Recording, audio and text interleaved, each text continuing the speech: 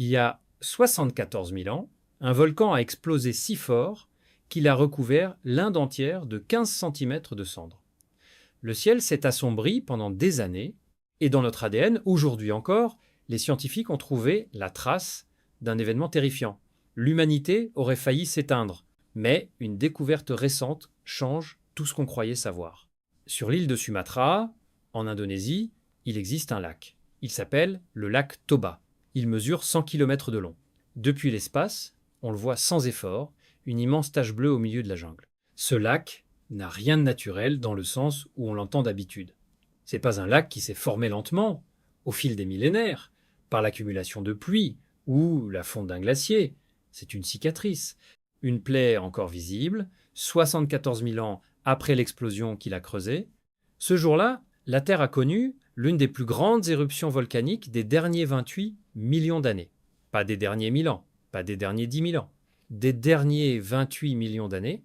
Pour donner une idée de l'échelle, les volcanologues estiment qu'environ 100 000 cubes de roches ont été projetés dans l'atmosphère. C'est un volume presque impossible à imaginer. Si on essayait de le traduire en objet familier, ce serait comme faire exploser près de 3 millions de fois l'Empire State Building d'un seul coup en quelques heures. Le sol a littéralement cédé, une chambre magmatique géante, vidée d'un coup, s'est effondrée sur elle-même, créant une caldeira, un immense cratère, qui s'est ensuite rempli d'eau de pluie pour former le lac que l'on connaît aujourd'hui. Ce n'est pas une montagne qui a craché du feu, comme on l'imagine souvent avec les volcans classiques. C'est un morceau entier de la croûte terrestre qui s'est enfoncé sur lui-même, à l'endroit précis où la pression n'a plus trouvé d'issue autre que la destruction totale de sa propre structure. Les volcanologues classent les éruptions selon une échelle appelée l'indice d'explosivité volcanique, qui va de 0 à 8. La plupart des éruptions dont on entend parler dans l'actualité, même les plus impressionnantes, plafonnent autour de 4 ou 5. Le Vésuve, qui a enseveli Pompéi, est estimé à un niveau 5. Le mont St. Helens, aux États-Unis, en 1980, un événement qui a fait la une des journaux du monde entier, atteint à peine un niveau 5. Toba, lui, a atteint le niveau maximum de cette échelle, 8. Le niveau le plus élevé jamais attribué à une éruption connue.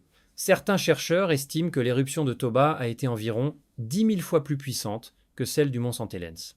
10 000 fois. Ce n'est pas une différence d'intensité, c'est une différence de catégorie. Mais l'explosion elle-même n'est que le début de l'histoire. Ce qui est sorti du sol ce jour-là n'est pas resté sur place.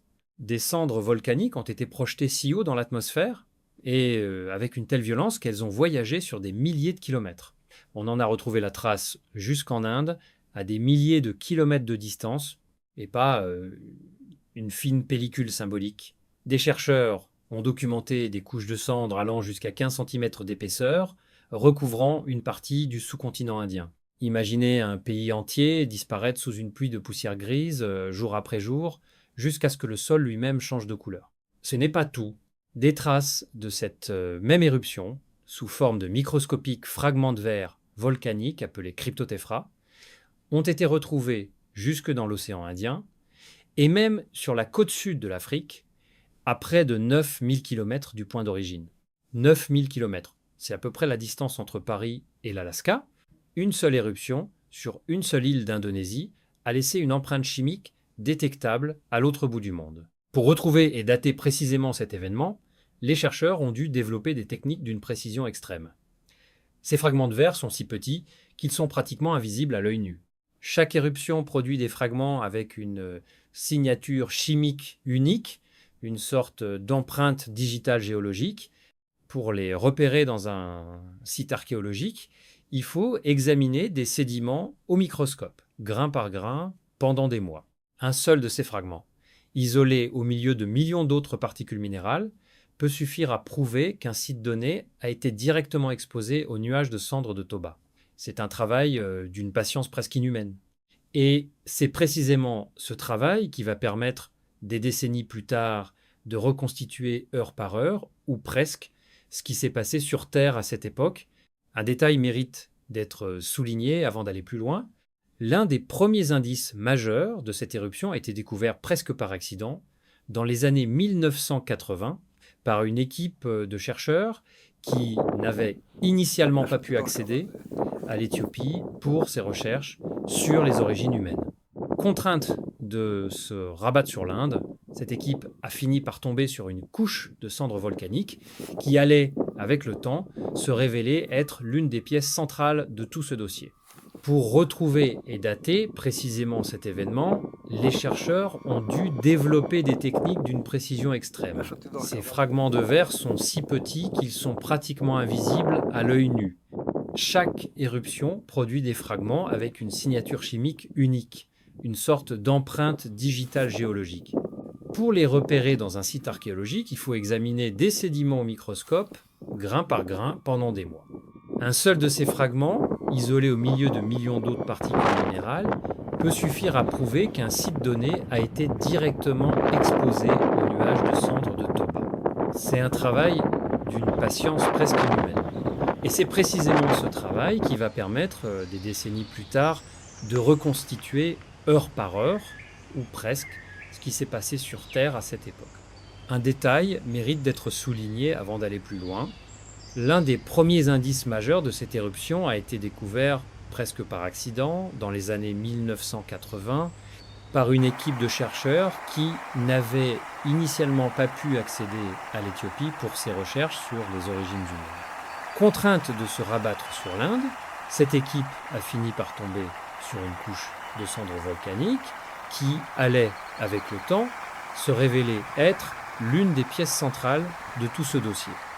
On n'avait pas encore de squelettes, de campements abandonnés, de traces concrètes, mais avant même de chercher des preuves humaines, il fallait comprendre une chose, ce que l'éruption de Toba avait fait au climat de la planète entière, et sur ce point précis, la science est sans ambiguïté, ce n'est pas une théorie contestée. C'est un fait mesurable, retrouvé dans les glaces, dans les sédiments marins et dans les modèles climatiques, que les chercheurs continuent d'affiner encore aujourd'hui. Quand une éruption volcanique de cette ampleur projette des gaz et des cendres dans la stratosphère, elle ne se contente pas de retomber sur les zones voisines.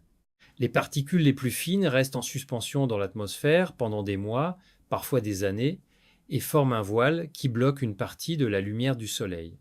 C'est ce qu'on appelle un hiver volcanique. On connaît ce phénomène à plus petite échelle.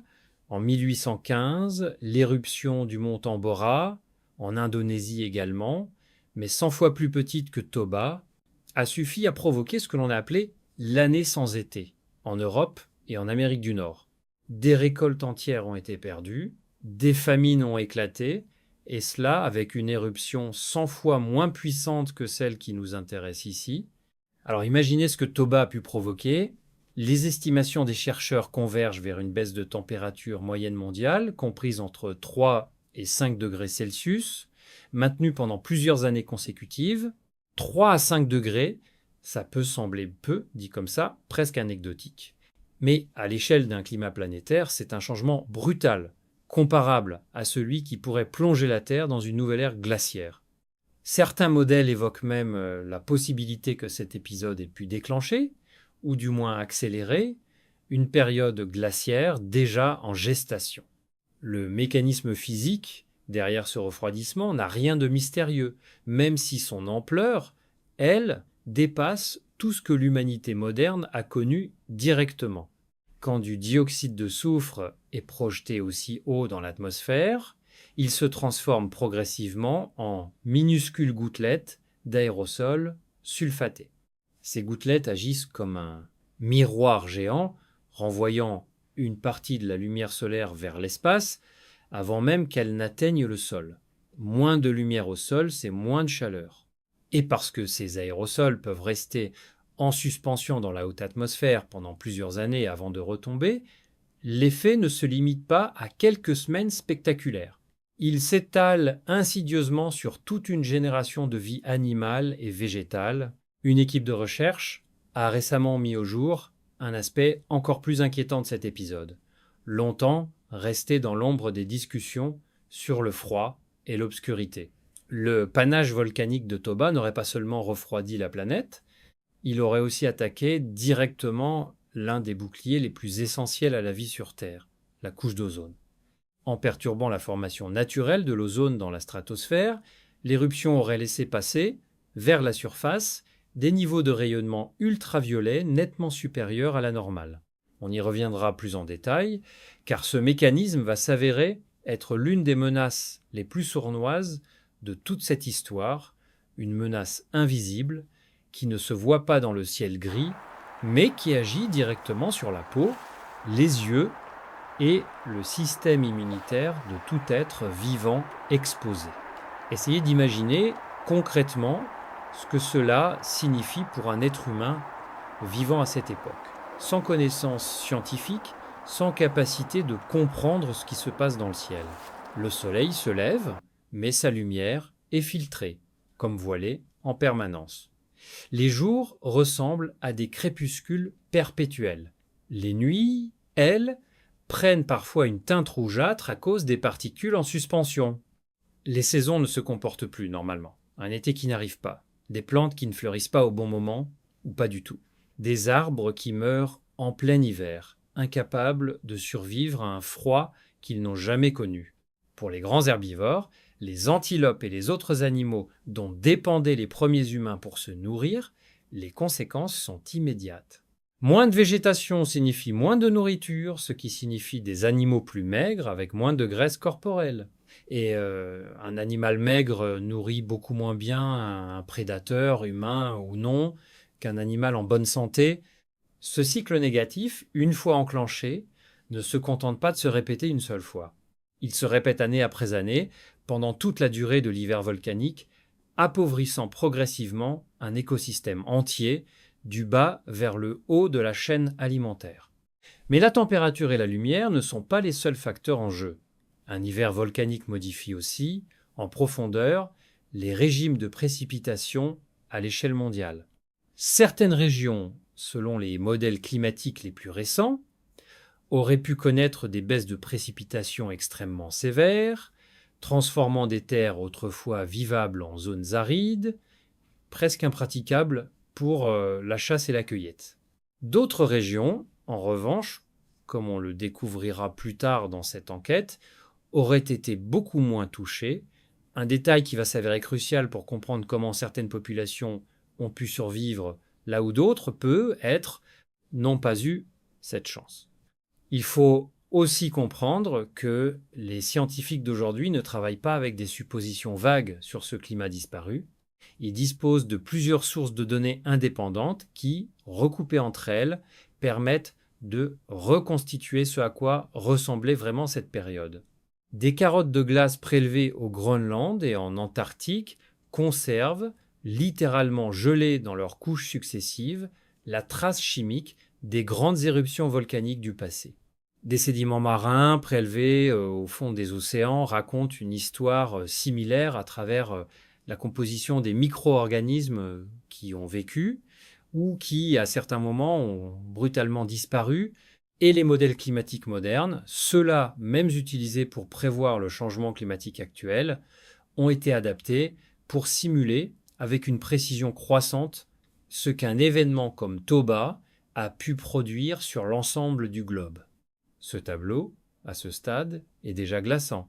Un ciel obscurci, des températures qui chutent brutalement, des écosystèmes entiers qui s'effondrent en cascade, année après année. Mais ce n'est pas encore le plus troublant. Car jusqu'ici, on a seulement parlé du climat. On n'a pas encore parlé de ce que cet hiver a pu faire directement à l'espèce humaine elle-même. Et c'est là que l'histoire prend une tournure beaucoup plus personnelle, beaucoup plus intime. Car la trace de cet événement, si les scientifiques ont raison, n'a pas seulement marqué les archives géologiques de la planète. Elle serait encore présente aujourd'hui, gravée quelque part dans chaque cellule de votre corps. Je continue directement, sans m'arrêter, jusqu'à la fin du script. Cette trace, elle a été trouvée dans l'ADN, pas dans un fossile, pas dans un site fouillé au pinceau, dans le génome de gens vivants aujourd'hui, en train de lire ou d'écouter ces lignes. En 1998, un anthropologue américain, Stanley Ambrose, publie une étude qui va marquer durablement la recherche sur les origines humaines. Il ne part pas de Sumatra.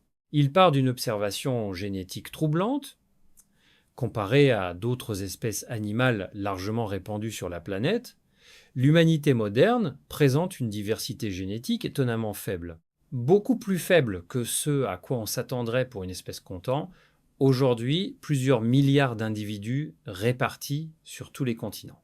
Pour un généticien, une faible diversité dans une population aussi nombreuse est un signal d'alarme. Ça ne veut pas dire que l'espèce n'a jamais été nombreuse. Ça veut dire qu'à un moment donné de son histoire, elle est passée par un goulot d'étranglement, un épisode où la population a chuté si drastiquement que seule une petite fraction des individus a survécu pour transmettre ses gènes. Toute la diversité génétique perdue avec les individus qui n'ont pas survécu ne revient jamais. Elle disparaît définitivement du patrimoine génétique de l'espèce entière, même des milliers de générations plus tard. Ambrose fait le lien. Les datations génétiques suggèrent que ce goulot d'étranglement se serait produit quelque part entre 50 000 et 100 000 ans dans le passé. Et à peu près au même moment, quelques milliers d'années près, une éruption d'une puissance inégalée avait eu lieu à Sumatra. La coïncidence est trop frappante pour être ignorée. Ambrose formule alors une hypothèse qui va devenir, pendant les 30 années suivantes, l'explication dominante, l'éruption de Toba et l'hiver volcanique qu'elle a déclenché auraient précipité l'humanité entière au bord de l'extinction. Les chiffres avancés donnent le vertige. Selon cette théorie, la population humaine mondiale serait tombée à seulement quelques milliers d'individus survivants. Certaines estimations, parlant d'à peine 3 000 à 10 000 personnes sur l'ensemble de la planète, pour mettre ce chiffre en perspective, c'est moins que la population d'un petit village aujourd'hui réparti potentiellement sur plusieurs continents, luttant pour trouver de la nourriture dans un monde où le ciel ne s'éclaircit plus vraiment. Ce que cette théorie implique va bien au-delà d'un simple ralentissement démographique. Elle suggère que l'espèce humaine tout entière, celle qui allait un jour construire des villes, écrire des livres, envoyer des sondes au-delà du système solaire et passer à un cheveu de disparaître purement et simplement. Que chaque personne vivante aujourd'hui, sans exception, descend d'un groupe minuscule de survivants qui réussit contre toute attente à traverser cet hiver interminable. Cette idée ne repose pas uniquement sur une intuition. Elle s'appuie sur un principe bien établi de la génétique des populations. Plus une population traverse un goulot d'étranglement sévère, plus la diversité génétique est transférée aux générations est réduite, et ce, de façon mesurable, quantifiable, comparable d'une espèce à l'autre. Les chercheurs peuvent, en théorie, remonter le temps génétique d'une population et estimer approximativement à quel moment un tel effondrement démographique a pu se produire. Mais cette théorie, aussi élégante soit-elle sur le papier, soulève immédiatement une question vertigineuse, presque personnelle. Si l'humanité entière a réellement failli disparaître à cause de Toba, alors la survie de notre espèce ne tient à rien. Pas à une supériorité particulière, pas à une intelligence exceptionnelle, à de la chance. Un petit groupe, quelque part sur le continent africain, se serait trouvé au bon endroit, avec eux, avec un accès à des ressources que d'autres groupes n'ont pas, qui auraient survécu là où d'innombrables autres groupes humains, ailleurs sur la planète, se seraient éteints sans laisser de descendance, sans laisser de traces autres que des ossements enfouis sous des couches de sol. Cette théorie ne s'arrête pas à Homo sapiens. Elle englobe une portée encore plus large, presque tragique, car à cette époque, notre espèce n'était pas seule sur Terre. Notre espèce n'était pas seule sur Terre. Pendant que certains groupes d'Homo sapiens luttaient pour survivre à l'hiver volcanique, d'autres lignées humaines partageaient la planète avec nous. Les Néandertaliens, en Europe et en Asie occidentale. Et d'autres populations archaïques encore, moins connues du grand public, dispersées sur plusieurs continents, chacune avec sa propre histoire évolutive, chacune façonnée par des dizaines de milliers d'années d'adaptation à son environnement. La théorie de la catastrophe de Toba, dans sa version la plus complète, ne se limite pas à expliquer un goulot d'étranglement chez Homo sapiens. Elle propose une explication beaucoup plus vaste et beaucoup plus sombre. Ce même hiver volcanique, cette même famine mondiale, aurait précipité l'extinction de plusieurs autres espèces humaines qui coexistaient avec nous à cette époque. Autrement dit, selon cette hypothèse, l'histoire humaine telle qu'on la connaît, une seule espèce dominante sur toute la planète, ne serait pas le résultat d'une victoire évolutive, progressive et méritée. Ce serait le résultat d'un accident climatique brutal qui aurait éliminé presque tout le monde, humain moderne compris, et qui aurait laissé, par pur hasard, une seule branche survivre suffisamment pour repeupler la Terre entière. C'est une idée qui change complètement la façon dont on doit se raconter notre propre histoire. On aime penser que Homo sapiens s'est imposé parce qu'il était plus intelligent, plus organisé, plus adaptable que les autres espèces humaines. La théorie de Toba propose une version beaucoup moins flatteuse, beaucoup plus inconfortable. Peut être que nous ne sommes pas les seuls survivants parce que nous étions les meilleurs. Peut être que nous sommes les seuls survivants parce que un groupe, quelque part, a eu de la chance au bon moment, au bon endroit, pendant que d'autres groupes tout aussi capables, humains ou non, n'ont pas eu cette même chance. Pendant les décennies qui ont suivi la publication d'Ambrose, cette théorie a été reprise, citée, enseignée, presque sans être remise en question de façon systématique. Elle apparaissait en introduction de nombreux articles scientifiques sur l'évolution humaine, presque comme un fait acquis, une toile de fond dramatique sur laquelle on construisait ensuite des recherches plus spécifiques. Elle a aussi trouvé un écho important en dehors du monde académique, dans les documentaires, les livres de vulgarisation, les émissions de télévision consacrées au mystère de la préhistoire. L'image d'une humanité réduite à quelques milliers de survivants, luttant dans l'obscurité d'un hiver volcanique interminable, est une image puissante, presque cinématographique. Elle a naturellement capturé l'imagination du public, bien au-delà des cercles scientifiques spécialisés, mais une théorie scientifique, aussi séduisante soit-elle sur le plan narratif, doit un jour affronter l'épreuve des faits. Et c'est précisément ce qui allait commencer à se produire plusieurs décennies plus tard, quand des équipes d'archéologues sont retournées sur le terrain, munies de nouvelles technologies capables de détecter ce que les chercheurs précédents n'avaient jamais pu voir, car la théorie de Toba, aussi solide semblait-elle, du point de vue génétique et climatique, reposait sur un point aveugle immense. Elle n'avait jamais été testée directement sur le terrain à l'endroit exact où des humains auraient dû vivre ou mourir au moment précis de l'éruption. Personne n'avait encore réussi à trouver un site archéologique où l'on pouvait dire, avec certitude, ici, exactement à ce moment, les cendres de Toba sont tombées sur des gens qui vivaient là.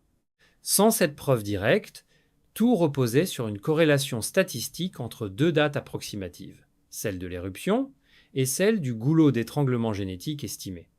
Une corrélation n'est pas une preuve, et c'est exactement ce point faible qu'une équipe de chercheurs allait s'employer à combler avec une technique si minutieuse qu'elle allait mettre presque 20 ans à porter ses fruits. Ce qu'ils allaient découvrir n'allait pas confirmer la théorie de la catastrophe. Ça allait commencer à la démonter pièce par pièce. Avant d'arriver aux fouilles qui ont commencé à démonter la théorie, il faut d'abord comprendre l'ampleur complète de ce que l'éruption a réellement fait à l'atmosphère terrestre. Car il existe une menace liée à Toba, qui est restée largement ignorée pendant des décennies de recherche, une menace qui ne se voit pas dans le ciel gris et qui n'apparaît pas non plus dans les carottes de glace de la même manière que le refroidissement climatique. Cette menace, c'est la destruction partielle de la couche d'ozone. La couche d'ozone, on l'associe aujourd'hui presque exclusivement à la pollution industrielle, aux gaz réfrigérants, aux fameux trous découverts au-dessus de l'Antarctique dans les années 1980. On imagine rarement qu'un phénomène purement naturel, une éruption volcanique vieille de 74 000 ans, ait pu produire un effet comparable, voire pire, sur cette couche protectrice qui filtre les rayons ultraviolets les plus dangereux du Soleil. Des chercheurs ont récemment mis en évidence un mécanisme radiatif spécifique propre aux très grandes éruptions volcaniques qui n'avait jamais été pleinement pris en compte dans les modèles précédents. Le panache de Toba, en modifiant la composition chimique de la stratosphère, aurait supprimé une partie du processus naturel de formation de l'ozone à partir de l'oxygène présent dans l'air. Concrètement, cela signifie que l'éruption n'a pas seulement bloqué la lumière du Soleil, ce qui aurait été déjà catastrophique en soi. Elle a aussi laissé passer davantage de rayonnement ultraviolet vers la surface, dans les zones où l'atmosphère avait perdu une partie de sa capacité naturelle à s'en protéger. Ce détail change complètement la nature du danger auquel les populations de l'époque auraient été confrontées. Un ciel obscurci et un climat plus froid, aussi terrible que cela puisse être, reste un danger que l'on peut, dans une certaine mesure, appréhender intuitivement. Moins de lumière, moins de nourriture, plus de froid.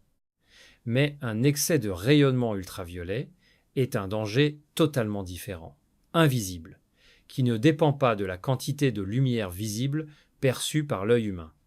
On peut très bien se trouver sous un ciel gris et voilé, avec l'impression que le soleil est faible, tout en étant exposé à des niveaux d'ultraviolet dangereusement élevés. Les conséquences biologiques d'une exposition prolongée à un excès d'ultraviolet sont multiples et sérieuses. Chez les humains comme chez de nombreux autres mammifères, cela peut affaiblir le système immunitaire, endommager la peau et les yeux, et perturber des processus biologiques essentiels à la reproduction et à la survie à long terme d'une population. Pour des groupes humains déjà affaiblis par la famine et le froid, un système immunitaire fragilisé par un excès d'ultraviolet aurait pu transformer des maladies habituellement gérables en menaces mortelles à grande échelle.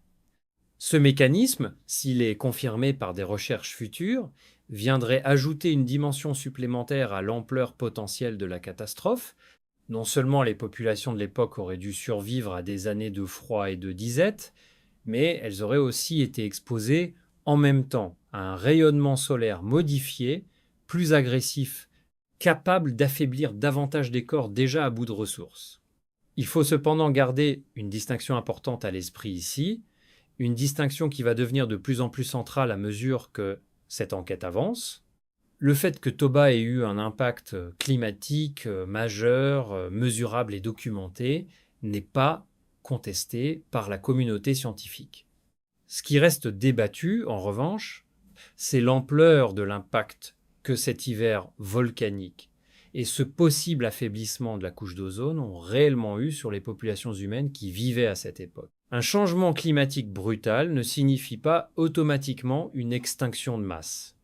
Certaines populations peuvent s'effondrer face à un tel choc. D'autres, selon leur localisation géographique, leurs ressources disponibles et leur mode de vie, peuvent au contraire s'en sortir beaucoup mieux que prévu.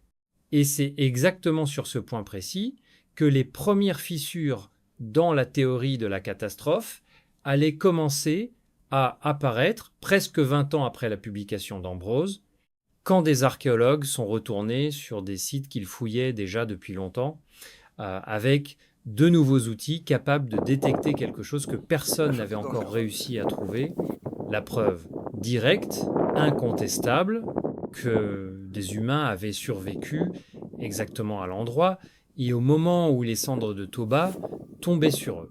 La preuve directe, incontestable, que des humains avaient survécu exactement à l'endroit, et au moment où les cendres de Toba tombaient sur eux, elle a fini par être trouvée. Et elle ne se trouvait ni en Indonésie, ni en Inde, là où l'on cherchait logiquement depuis des décennies. Elle se trouvait sur la côte sud de l'Afrique du Sud, dans un site appelé Pinacle Point. Depuis près de 20 ans, une équipe internationale de chercheurs fouille méthodiquement cet abri sous roche situé sur la côte méridionale de l'Afrique du Sud. Pinacle Point n'est pas un site anodin dans l'histoire de l'évolution humaine. C'est l'un des endroits où l'on trouve certaines des plus anciennes preuves de comportement considérées comme typiquement modernes, usage d'outils sophistiqués, exploitation systématique des ressources marines et des indices d'un mode de vie organisé, adapté à un environnement côtier riche en ressources. Ce que cette équipe cherchait depuis des années, c'était précisément la preuve directe que la théorie de Toba n'avait jamais réussi à obtenir ailleurs. Une couche de cryptotéphra, ces fragments microscopiques de verre volcanique retrouvés exactement dans les couches archéologiques correspondant à la période de l'éruption. Pour cela, il fallait examiner des colonnes entières de sédiments, prélevées avec une précision millimétrique, et analyser chaque grain sous microscope à la recherche d'un fragment de verre à la forme caractéristique, une sorte de crochet produit lorsque le verre volcanique se fracture autour d'une bulle de gaz. Le travail est méticuleux, presque obsessionnel. Chaque échantillon doit être extrait avec un luxe de précaution, cartographié au millimètre, prêt à l'aide d'instruments de mesure laser reliés à des ordinateurs portables. L'objectif n'est pas seulement de savoir si les cendres de Toba sont arrivées jusqu'en Afrique du Sud. On sait déjà, grâce à d'autres recherches, que des traces de cette éruption ont voyagé sur des milliers de kilomètres. L'objectif est beaucoup plus précis et beaucoup plus difficile à atteindre. Établir, sans ambiguïté, que ces cendres sont tombées directement sur un site où des humains vivaient, à ce moment exact, et pas des milliers d'années avant ou après. Après des années de travail, la découverte tant recherchée finit par arriver. Un seul fragment, isolé au milieu de millions d'autres particules minérales, repéré sous microscope par un membre de l'équipe. Ce fragment, minuscule, presque invisible, allait devenir l'une des preuves les plus importantes de toute cette enquête scientifique. Il confirmait, avec une précision inédite, que le site de Pinacle Point avait bien reçu des retombées de cendres directement liées à l'éruption de Toba. Mais ce que cette découverte a révélé ensuite est ce qui va véritablement bouleverser la théorie de la catastrophe. Car ce fragment de verre volcanique n'a pas été trouvé dans une couche de sédiments vide de toute activité humaine. Il a été trouvé au milieu même des traces d'occupation humaine, des outils en pierre, des restes de repas, des indices d'une vie quotidienne qui continuait, apparemment sans interruption majeure, avant, pendant et après l'arrivée des cendres volcaniques. C'est pas ce à quoi on s'attendait. Si la théorie de la catastrophe était exacte dans sa version la plus radicale, on aurait dû trouver, à cet endroit précis, un signe d'abandon, une interruption brutale de l'activité humaine, suivie d'un long silence archéologique, le temps qu'une nouvelle population, si elle existait encore quelque part, réoccupe éventuellement les lieux des dizaines ou des centaines d'années plus tard. C'est pas ce que les chercheurs ont trouvé. Au contraire, les données montrent une occupation humaine continue à Pinacle Point sur une période s'étalant d'environ 90 000 à 50 000 ans avant notre époque, une fourchette qui englobe largement le moment de l'éruption de Toba, sans qu'aucune rupture significative ne soit visible dans les couches archéologiques correspondantes.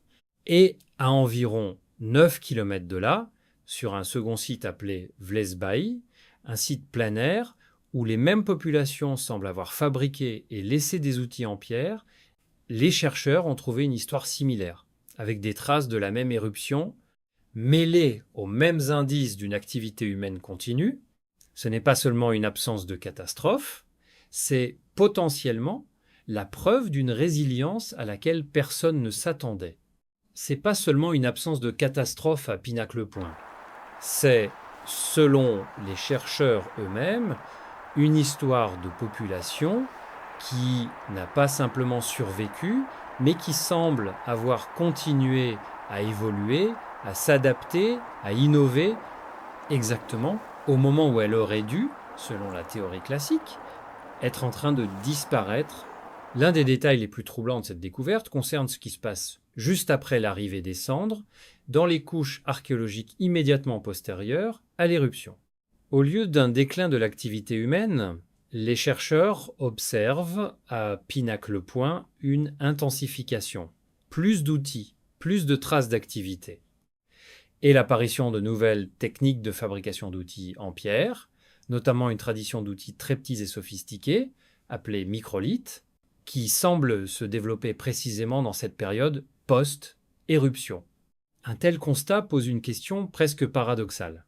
Comment une population confrontée à un hiver volcanique mondial, à un effondrement supposé des écosystèmes, aurait-elle pu non seulement survivre, mais aussi innover techniquement, développer de nouveaux outils, intensifier son activité, au lieu de simplement lutter pour ne pas mourir de faim?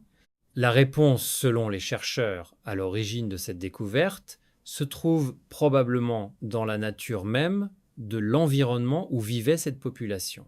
Pinacle-Point n'est pas un site situé au milieu d'une plaine continentale, dépendante uniquement de la chasse et de la cueillette terrestre. C'est un site côtier.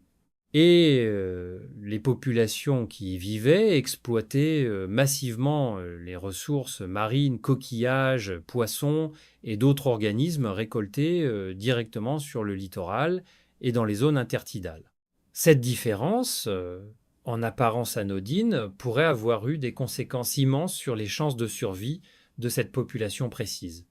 Contrairement aux plantes terrestres et aux grands herbivores, particulièrement vulnérables à un ciel obscurci et à des températures en chute libre, les écosystèmes marins côtiers sont, dans une certaine mesure, plus résistants à ce type de perturbations climatiques à court et moyen terme. Les coquillages, en particulier, restent disponibles de façon relativement stable, indépendamment des cycles de floraison des plantes ou de l'état de santé des troupeaux d'herbivores. Un chercheur impliqué dans ces travaux a résumé cette idée en expliquant que les économies humaines fondées sur la chasse et la cueillette sont, de façon générale, remarquablement résilientes et que l'impact d'une telle catastrophe sur ces populations était probablement bien moindre que sur la faune et la flore environnantes. Cette découverte à Pinacle-Point n'est pas restée isolée.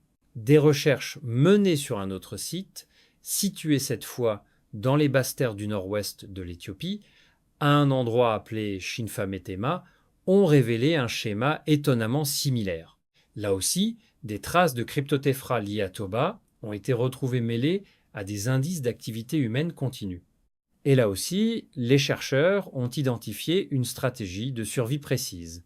Les populations installées sur ce site semblent avoir suivi le tracé des rivières saisonnières en cours d'assèchement, récoltant du poisson dans des points d'eau de plus en plus réduits pendant les longues périodes de sécheresse extrême qui semblent avoir marqué cette phase de l'histoire climatique régionale.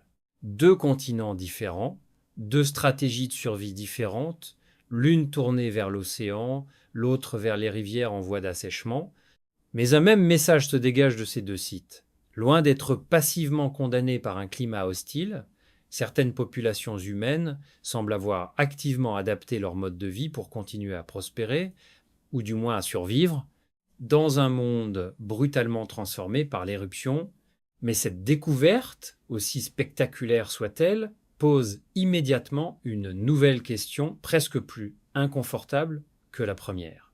Si des populations humaines ont continué à vivre, à innover, voire à prospérer directement au moment de l'éruption, que reste-t-il alors de la théorie du goulot d'étranglement génétique mondial? Si l'humanité n'a pas été anéantie partout, pourquoi notre ADN porte-t-il, aujourd'hui encore, la trace d'un événement démographique aussi radical? C'est précisément la question qui allait pousser certains chercheurs à remettre en cause non plus seulement l'ampleur de la catastrophe, mais son existence même en tant qu'événement mondial unique. C'est précisément la question qui allait pousser certains chercheurs à remettre en cause l'existence même d'une catastrophe mondiale unique. Et pour comprendre pourquoi, il faut revenir un instant sur un détail mentionné plus tôt dans cette enquête. Le fait que l'impact climatique de Toba n'a probablement pas été le même partout sur la planète. Une étude publiée en 2020 et dans la revue scientifique PNAS, l'une des publications les plus respectées au monde, a marqué un tournant important dans la façon dont les scientifiques modélisent les conséquences climatiques de l'éruption. En utilisant des modèles climatiques nettement plus sophistiqués que ceux disponibles dans les décennies précédentes, une équipe de chercheurs a cherché à cartographier, région par région, l'ampleur réelle du refroidissement provoqué par Toba. Les résultats ont surpris une partie de la communauté scientifique. Si de larges portions de l'hémisphère nord semblent effectivement avoir connu un refroidissement significatif, pouvant atteindre environ 4 degrés Celsius selon ces modèles, la majeure partie de l'hémisphère sud, elle, aurait connu un refroidissement beaucoup plus limité, voire quasiment inexistant dans certaines zones. Le même constat s'applique aux précipitations. Certaines régions, en particulier le nord-est de l'Asie et les contreforts de l'Himalaya, auraient pu connaître des baisses de précipitations extrêmement sévères, atteignant potentiellement jusqu'à 40% par rapport à la normale. Mais ailleurs, sur le globe, les précipitations seraient restées largement inchangées. Ce constat change radicalement la nature de l'événement que l'on essaie de reconstituer. On ne parle plus d'un hiver volcanique uniforme, plongeant l'intégralité de la planète dans une même obscurité glaciale pendant plusieurs années. On parle plutôt d'un événement aux effets extrêmement inégaux, capable de dévaster certaines régions tout en laissant d'autres relativement épargnées. Et cette inégalité géographique offre une explication naturelle presque évidente une fois qu'on y pense, parce que les archéologues ont trouvé à Pinnacle-Point et à Chilpa-Météo. Si certaines régions, notamment certaines zones côtières de l'hémisphère sud, ont été beaucoup moins affectées par le refroidissement et la sécheresse que d'autres, il devient beaucoup plus logique que des populations humaines aient pu y survivre sans difficulté majeure, voire y prospérer, pendant que d'autres régions, plus durement touchées, connaissaient effectivement un effondrement démographique local. Plusieurs autres modèles climatiques publiés au cours des dernières années confirment cette tendance générale, des effets régionalement très variables, parfois sévères, parfois quasiment nuls, selon la position géographique, exacte étudiée. Ce n'est plus l'image d'une planète entière plongée uniformément dans les ténèbres pendant 6 ans. C'est l'image d'une mosaïque climatique complexe, avec des zones de crise sévères côtoyant des zones relativement stables, à quelques milliers de kilomètres de distance seulement. Cette découverte oblige à reformuler complètement la question de départ. Ce n'est plus comment l'humanité a-t-elle survécu à une catastrophe climatique mondiale uniforme, c'est plutôt quelles régions ont été frappées le plus durement, et est-ce que cela suffit vraiment à expliquer un effondrement démographique à l'échelle de l'espèce entière? Cette nuance peut sembler technique, presque secondaire. Elle ne l'est pas, car elle va directement fragiliser l'un des piliers centraux sur lesquels reposait, depuis 1998, toute la théorie de la catastrophe de Toba, le lien supposé, quasiment automatique, entre l'ampleur géologique de l'éruption et l'ampleur du goulot d'étranglement génétique observé chez Homo sapiens. Un lien qui, comme certains généticiens allaient bientôt le démontrer, n'a peut être jamais été aussi solide qu'on l'a longtemps cru. Ce lien n'a peut être jamais été aussi solide qu'on l'a longtemps cru. Et cette remise en cause ne vient pas de vagues sceptiques extérieures à la discipline. Elle vient de généticiens spécialisés dans l'étude des populations humaines anciennes, des chercheurs qui travaillent directement sur les données ADN utilisées, à l'origine, pour construire la théorie d'Ambrose. Depuis la publication de l'étude fondatrice de 1998, plusieurs généticiens ont progressivement soulevé un problème méthodologique fondamental, un problème qui, avec le temps, s'est révélé de plus en plus difficile à ignorer. Le raisonnement initial reposait sur une coïncidence temporelle. La datation approximative du goulot d'étranglement génétique semblait correspondre, à quelques milliers d'années près, à la datation de l'éruption de Toba. Mais une coïncidence temporelle, aussi frappante soit-elle sur le papier, ne constitue pas une preuve de causalité directe. Plusieurs chercheurs en génétique des populations ont souligné un point technique essentiel. Les dates estimées pour l'expansion démographique d'une population, c'est à dire le moment où elle recommence à croître après un creux, ne coïncide pas nécessairement avec les dates de la contraction elle-même, c'est-à-dire le moment où la population a commencé à chuter. Un goulot d'étranglement peut avoir commencé bien avant qu'un événement climatique précis ne survienne et se poursuivre pour des raisons totalement indépendantes, bien après. Réduire cet écart complexe à une seule cause, ponctuelle et spectaculaire comme une éruption volcanique, peut être à l'excès un phénomène démographique qui s'est probablement étalé sur des dizaines de milliers d'années sous l'influence de multiples facteurs combinés. Un autre point, plus technique encore, concerne la notion même de taille de population utilisée en génétique. Ce que les généticiens appellent la taille effective de population, la valeur utilisée pour calculer l'ampleur d'un goulot d'étranglement à partir des données ADN, ne correspond pas directement au nombre réel d'individus vivants à une époque donnée. Cette taille effective peut être, selon certains chercheurs, inférieure de plusieurs ordres de grandeur à la population réelle. Autrement dit, un chiffre comme 10 000 survivants, souvent cité en lien avec la théorie de Toba, pourrait représenter une estimation génétique très éloignée du nombre réel d'humains vivant sur Terre à cette époque, un nombre probablement beaucoup plus élevé. Un généticien particulièrement critique de la théorie de Toba a résumé ce problème de façon directe dans un article détaillé publié récemment. Selon lui, l'éruption de Toba est certes un événement géologique majeur, digne d'être étudié pour lui-même, mais son association systématique avec un effondrement démographique humain relève davantage d'une habitude de citation académique que d'une preuve scientifique solide.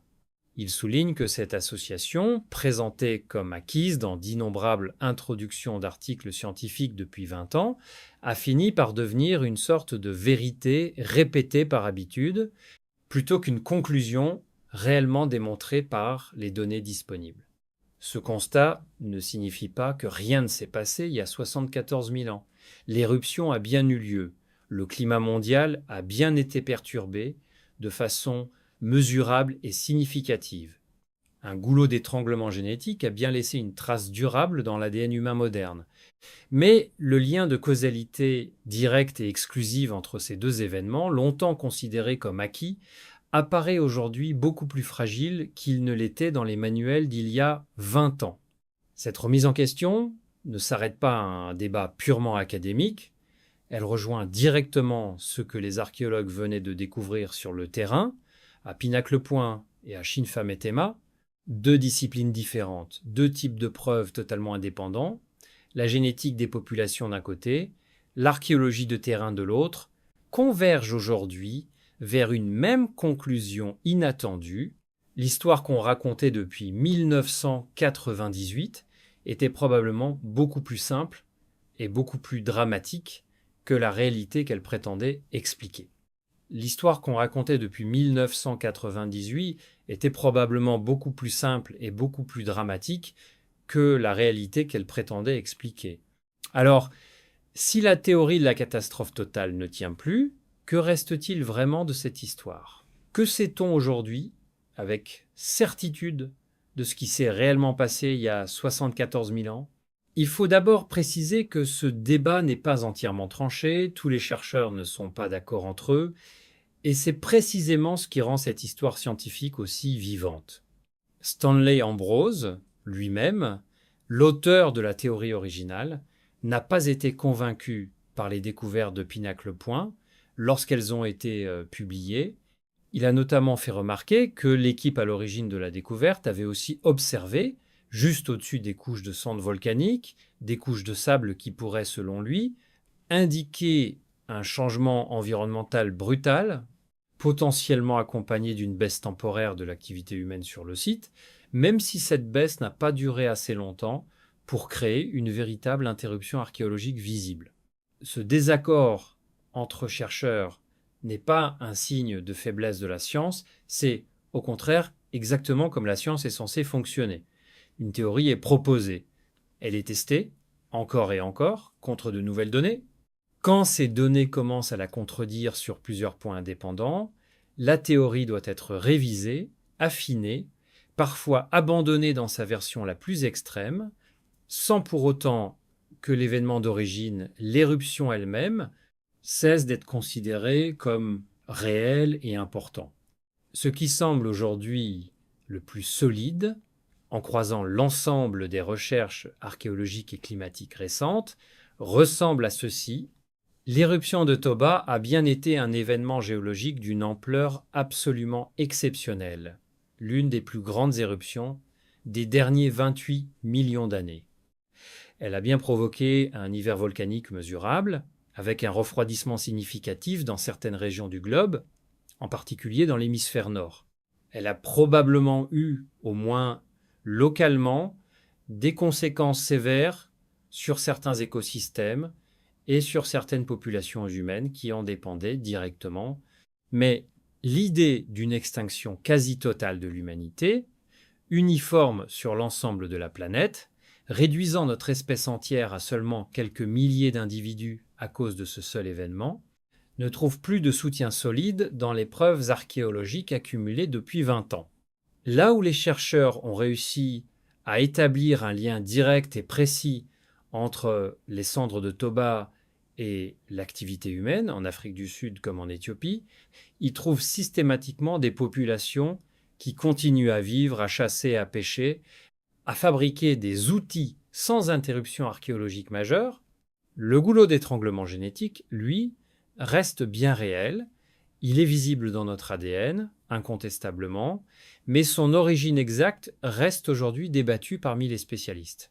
Certains chercheurs suggèrent qu'il pourrait résulter d'une combinaison de facteurs étalés sur une plus longue période, des fluctuations climatiques naturelles indépendantes de Toba, des cycles glaciaires successifs, des variations dans la disponibilité des ressources sur le long terme, ou encore des dynamiques internes propres aux petites populations humaines de l'époque, qui vivaient déjà avant même l'éruption en groupes relativement restreints et dispersés. Autrement dit, notre espèce a probablement traversé une période difficile aux alentours de cette fenêtre temporelle. Mais rien ne prouve aujourd'hui qu'un seul événement, aussi spectaculaire soit-il, en soit l'unique responsable. L'histoire est plus complexe que le récit d'une catastrophe unique.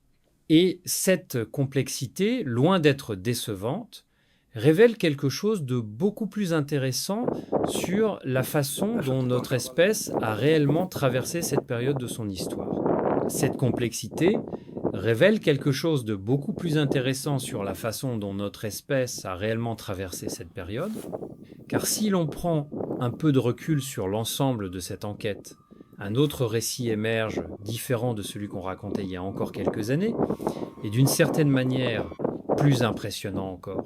Ce n'est plus l'histoire d'une humanité passive, presque miraculeusement sauvée par le hasard, réduite à quelques milliers de survivants tremblant sous un ciel de cendres. C'est l'histoire de groupes humains dispersés, confrontés localement à des conditions extrêmement variables, certains subissant des effets climatiques sévères, d'autres beaucoup moins touchés, et qui ont répondu à ces conditions de manière active en adaptant leur stratégie de subsistance à ce que leur environnement immédiat leur offrait encore. À Pinacle-Point, la réponse a été de se tourner vers l'océan, une ressource relativement stable, même quand les écosystèmes terrestres environnants montraient des signes de stress. À Shinfa-Metema, la réponse a été de suivre les cours d'eau en voie d'assèchement, d'exploiter les poches de ressources encore accessibles pendant les périodes de sécheresse la plus intense. Deux stratégies différentes, développées indépendamment sur deux continents distincts, mais un même principe sous-jacent. Une capacité d'adaptation rapide face à un environnement en pleine transformation. Ce type de flexibilité comportementale, cette capacité à repenser en quelques générations, voire en quelques années, la manière de trouver de la nourriture face à un changement environnemental brutal, est aujourd'hui considérée par de nombreux chercheurs comme l'une des caractéristiques les plus déterminantes de la réussite évolutive d'Homo sapiens.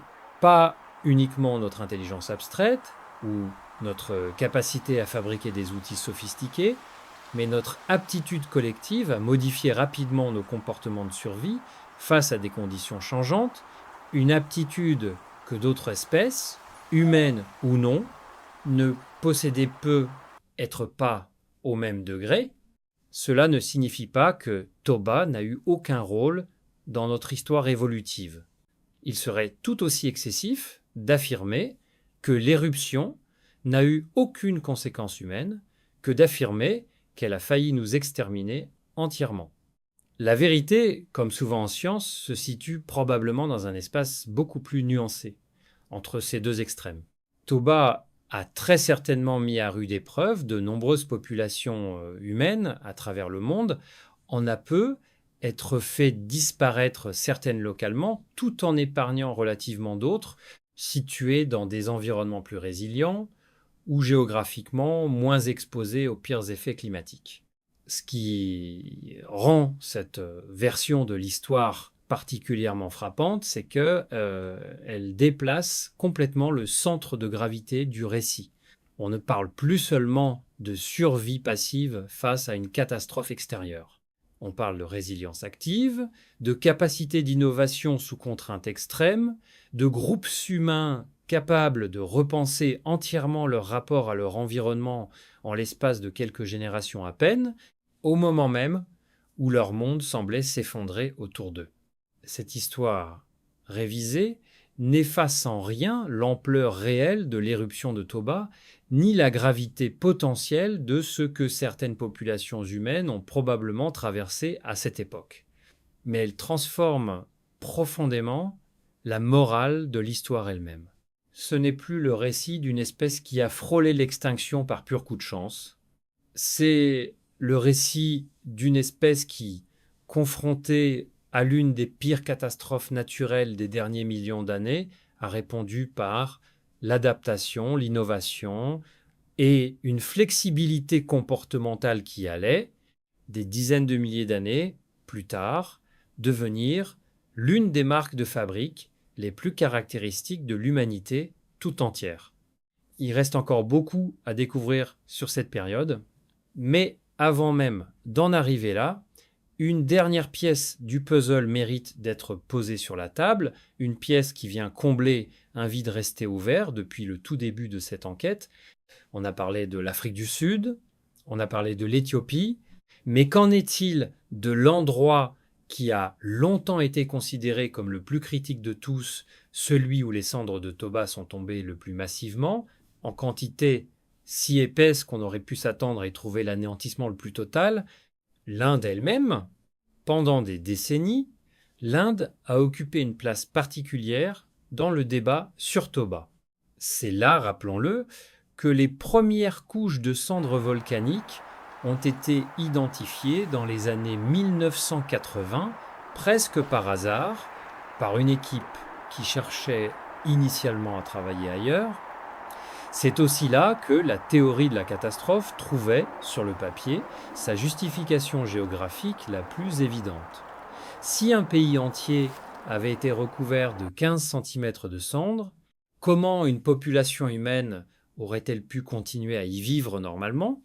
Des fouilles menées en Inde du Sud à partir de 2007 par une équipe de chercheurs internationaux ont commencé à apporter des éléments de réponse qui allaient, eux aussi, remettre en question le récit dominant.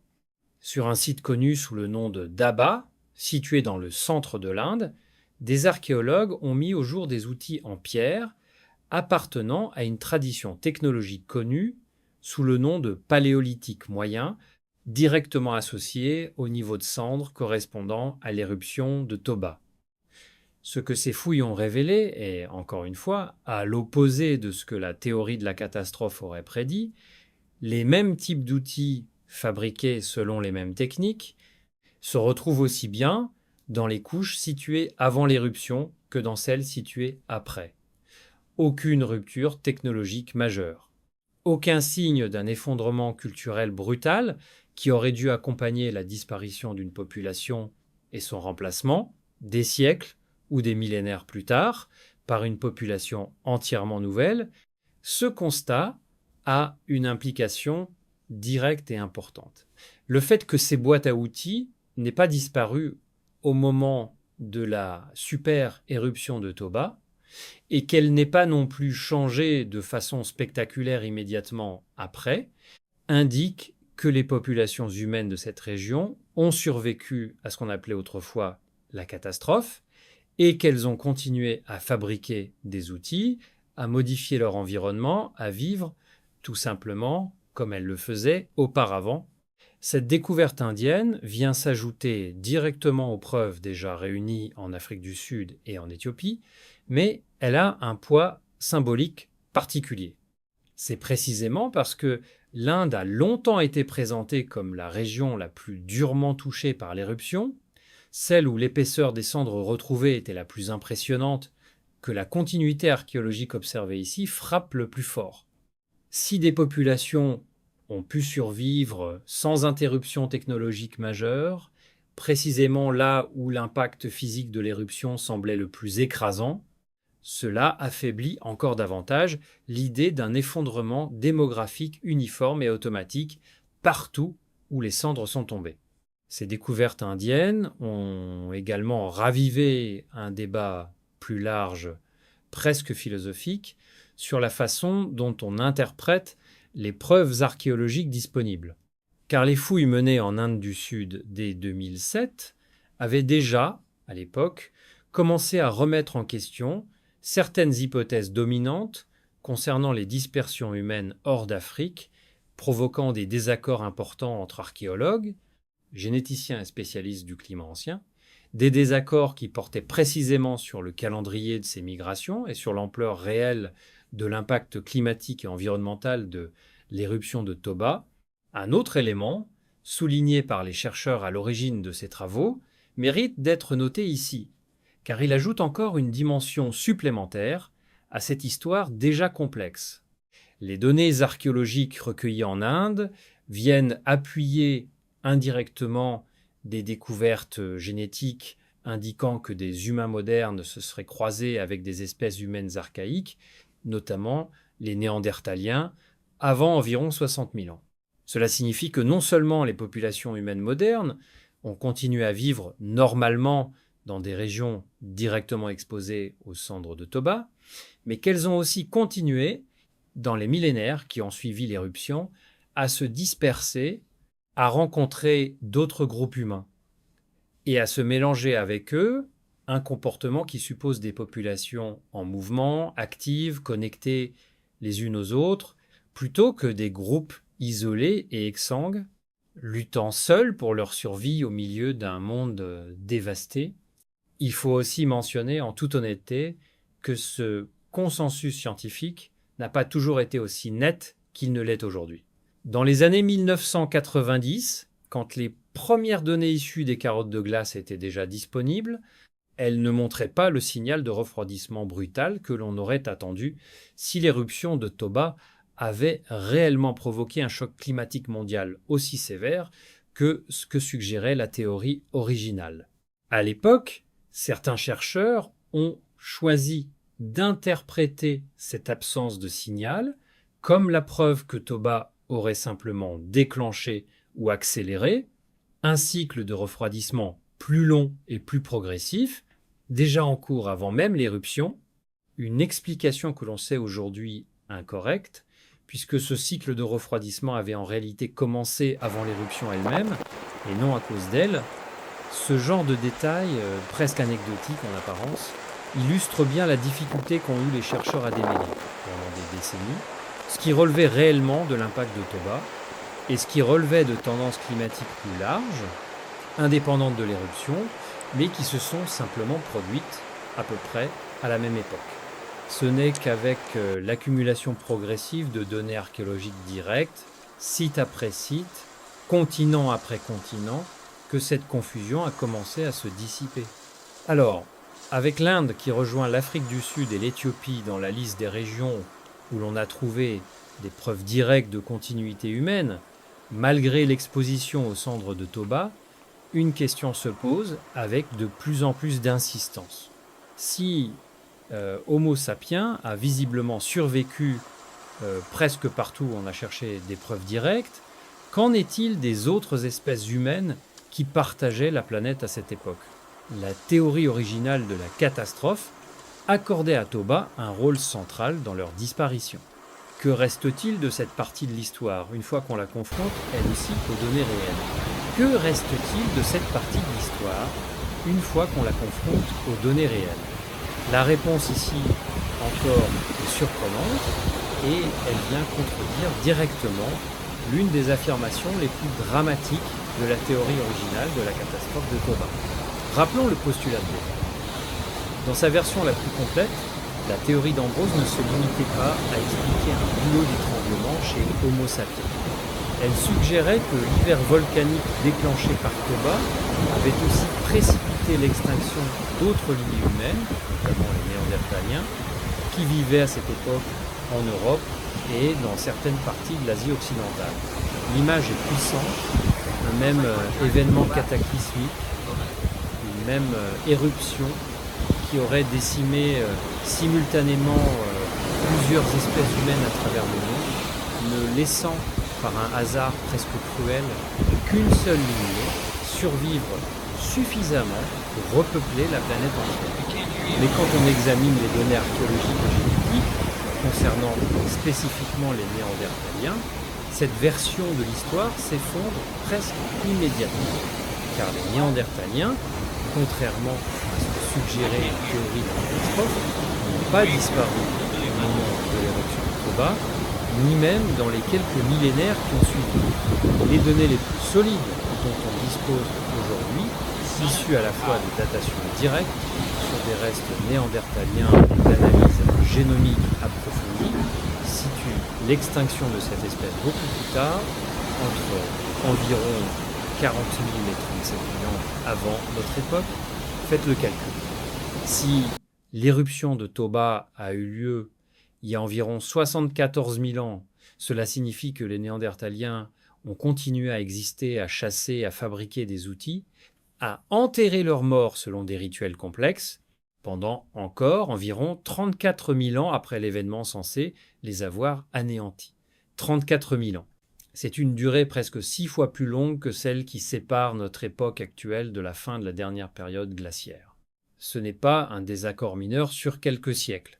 C'est un écart temporel absolument colossal qui rend intenable, sur le plan purement chronologique, l'idée d'une extinction néandertalienne directement causée par Toba.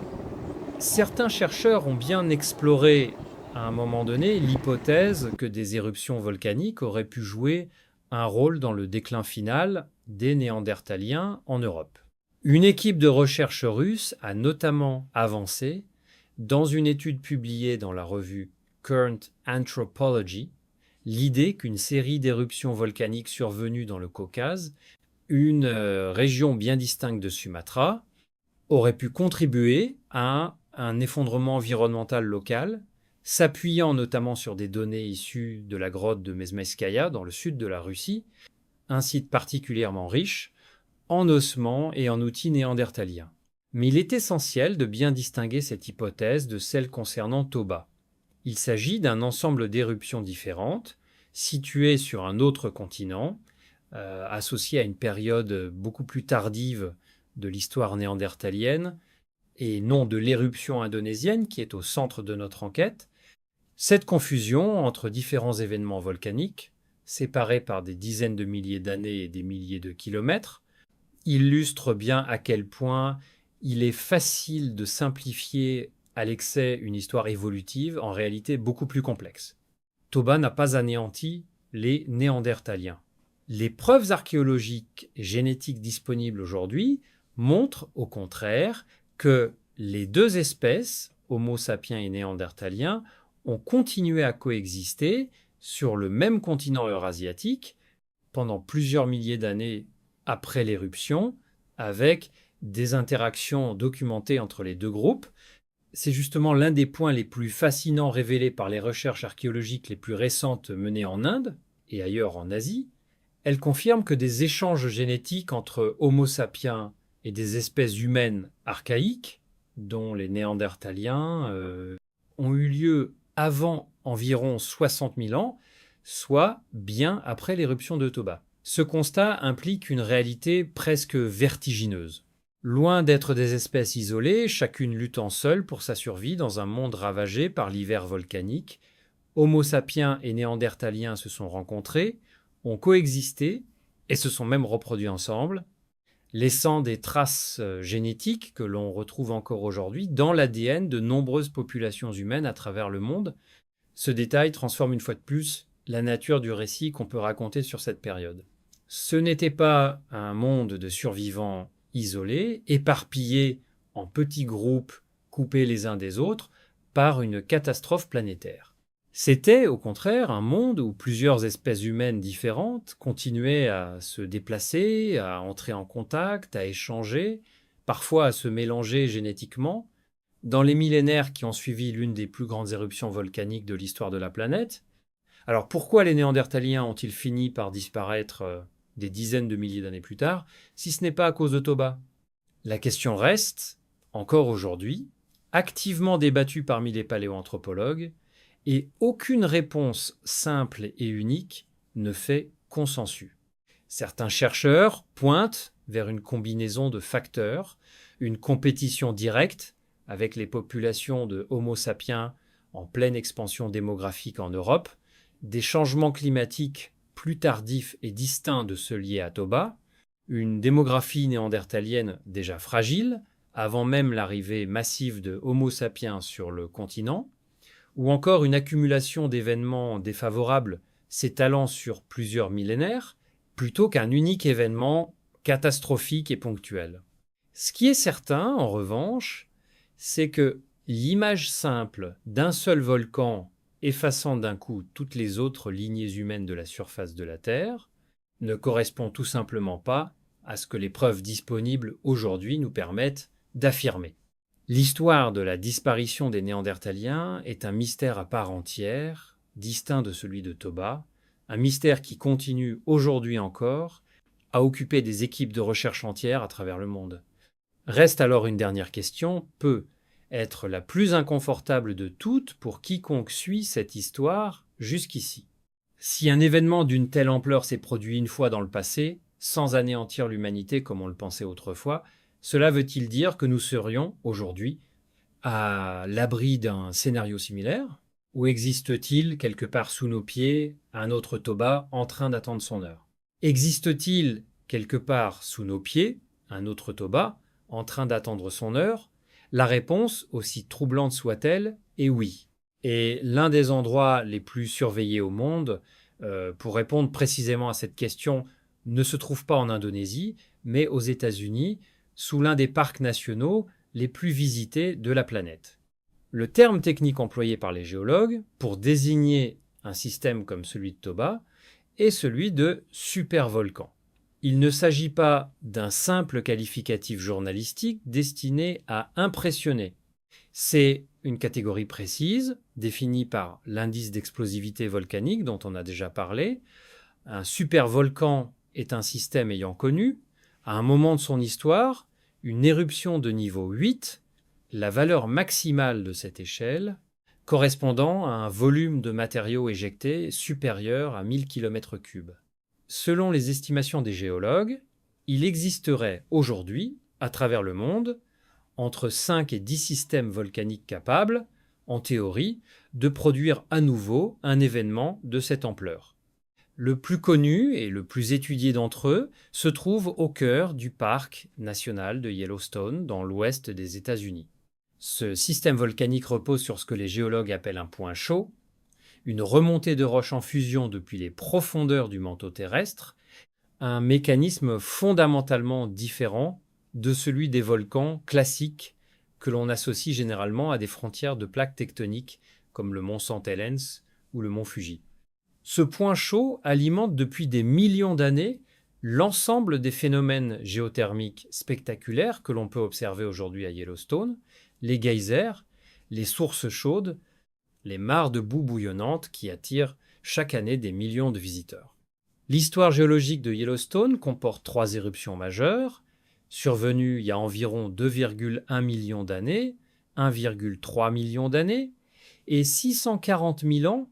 La première de ces 3 éruptions est considérée comme l'une des plus grandes éruptions volcaniques connues, ayant recouvert de cendres une grande partie du territoire nord-américain actuel, avec des dépôts identifiés jusqu'en Louisiane, à des milliers de kilomètres du site d'origine. La caldeira actuelle de Yellowstone, résultat de l'effondrement du sol après la dernière de ces 3 éruptions majeures, s'étend aujourd'hui sur environ 72 km sur 55, ce qui, en fait, la 3e plus grande caldeira connue sur Terre, juste derrière celle de Toba elle-même, dont la caldeira mesure environ 100 km sur 35. Face à un tel potentiel destructeur, une question s'impose naturellement. Yellowstone est-il sur le point d'entrer à nouveau en éruption? C'est ici que la réponse des scientifiques, aussi rassurante qu'elle puisse paraître, mérite d'être présentée avec toute la nuance nécessaire. Selon les estimations les plus couramment citées par les géologues, la probabilité annuelle qu'une éruption de type supervolcan se produise à Yellowstone est extraordinairement faible, de l'ordre d'une chance sur 730 000 chaque année. Pour donner un ordre de grandeur, cela signifie qu'un tel événement reste, sur l'échelle d'une vie humaine, quasiment impossible à anticiper de façon concrète. Il faut aussi corriger une idée reçue extrêmement répandue, celle selon laquelle Yellowstone serait aujourd'hui en retard sur son prochain grand cycle éruptif, une idée que l'on retrouve régulièrement relayée sur Internet et dans certains reportages sensationnalistes. Cette affirmation repose sur un raisonnement statistique trompeur consistant à faire une simple moyenne des intervalles observés entre les 3 précédentes éruptions majeures. Or, ces intervalles n'ont eux-mêmes rien de régulier. Environ 800 000 ans séparent la première éruption de la deuxième, et environ 660 000 ans séparent la deuxième de la troisième. Les systèmes volcaniques ne fonctionnent pas selon un calendrier prévisible, et rien, dans les données de surveillance actuelles, n'indique une accumulation de pression comparable à celle qui aurait précédé les précédentes éruptions majeures. Les mesures les plus récentes suggèrent d'ailleurs que la chambre magmatique actuelle de Yellowstone n'est aujourd'hui composée que d'environ 5 à 15% de roches réellement en fusion, un taux largement insuffisant selon les volcanologues pour alimenter une éruption de l'ampleur de celle survenue dans le passé.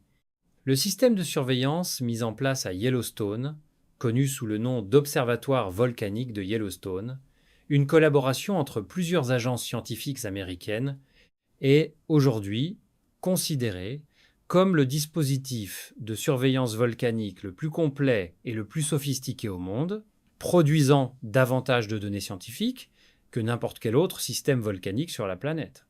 Les scientifiques impliqués dans cette surveillance rappellent régulièrement que les véritables risques immédiats associés à Yellowstone ne concernent pas une improbable éruption, mais des phénomènes beaucoup plus fréquents et statistiquement bien plus probables, des tremblements de terre de magnitude significative liés à l'intense activité sismique de la région, ou des explosions hydrothermales, des éruptions soudaines de vapeur et d'eau bouillante, sans lien direct avec une remontée de magma. Un sismologue ayant longuement étudié la région a résumé cette réalité de façon frappante. Le danger le plus constant à Yellowstone n'est pas volcanique, mais sismique. Et ce sont ces événements sismiques, bien plus fréquents et bien mieux documentés statistiquement, qui représentent le risque le plus concret pour la région, loin devant le scénario spectaculaire, mais extraordinairement improbable, d'une nouvelle super-éruption. Cela ne signifie pas pour autant que le risque global posé par les supervolcans doit être totalement écarté à l'échelle de l'humanité. Si l'on prend en compte l'ensemble des systèmes volcaniques capables, en théorie, de produire une éruption de niveau 8 quelque part dans le monde, et pas seulement celui de Yellowstone, la probabilité cumulée qu'un tel événement se produise quelque part sur la planète, au cours des prochains millénaires, reste un sujet d'étude sérieux pour les agences de gestion des risques naturels à travers le monde. C'est précisément la raison pour laquelle des scientifiques continuent aujourd'hui encore à étudier en détail ce qui s'est passé il y a 74 000 ans à Sumatra. Non pas par simple curiosité historique, mais parce que comprendre comment notre espèce a réellement traversé cet événement et comment elle s'y est adaptée pourrait un jour s'avérer précieux face à un scénario comparable. Comprendre comment notre espèce a réellement traversé cet événement pourrait un jour s'avérer précieux. Alors, au terme de cette longue enquête, que reste-t-il vraiment de l'histoire qu'on racontait au tout début, celle d'une humanité ayant frôlé l'extinction totale à cause d'un seul volcan? Il faut d'abord reconnaître que ce débat n'est pas entièrement tranché, tous les chercheurs ne sont pas d'accord entre eux, et c'est précisément ce qui rend cette histoire scientifique aussi vivante. Stanley Ambrose lui-même, l'auteur de la théorie originale, n'a jamais été pleinement convaincu par les découvertes de Pinacle Point lorsqu'elles ont été publiées. Il a notamment fait remarquer que l'équipe à l'origine de la découverte avait aussi observé, juste au-dessus des couches de cendres volcaniques, des couches de sable pouvant indiquer un changement environnemental notable, potentiellement accompagné d'une baisse temporaire de l'activité humaine sur le site, même si cette baisse n'a pas duré assez longtemps pour créer une véritable interruption archéologique visible dans les données actuellement disponibles. Ce désaccord entre chercheurs n'est pas un signe de faiblesse de la science. C'est, au contraire, exactement comme la science est censée fonctionner. Une théorie est proposée. Elle est testée encore et encore contre de nouvelles données venues d'Afrique du Sud, d'Éthiopie, d'Inde et de la génétique des populations elles-mêmes. Quand ces données commencent à la contredire sur plusieurs points indépendants, la théorie doit être révisée, affinée, parfois abandonnée dans sa version la plus extrême, sans pour autant que l'événement d'origine, l'éruption elle-même, cesse d'être considéré comme réel et important. Ce qui semble aujourd'hui le plus solide, en croisant l'ensemble des recherches archéologiques, génétiques et climatiques récentes, ressemble à ceci. L'éruption de Toba a bien été un événement géologique d'une ampleur absolument exceptionnelle, l'une des plus grandes éruptions des derniers 28 millions d'années. Elle a bien provoqué un hiver volcanique mesurable avec un refroidissement significatif dans certaines régions du globe, en particulier dans l'hémisphère nord. Elle a probablement eu, au moins localement, des conséquences sévères sur certains écosystèmes et sur certaines populations humaines qui en dépendaient directement, mais l'idée d'une extinction quasi totale de l'humanité, uniforme sur l'ensemble de la planète, réduisant notre espèce entière à seulement quelques milliers d'individus à cause de ce seul événement, ne trouve plus de soutien solide dans les preuves archéologiques accumulées depuis 20 ans. Là où les chercheurs ont réussi à établir un lien direct et précis entre les cendres de Toba et l'activité humaine, en Afrique du Sud, en Éthiopie et en Inde, ils trouvent systématiquement des populations qui continuent à vivre, à chasser, à pêcher, à fabriquer des outils sans interruption archéologique majeure.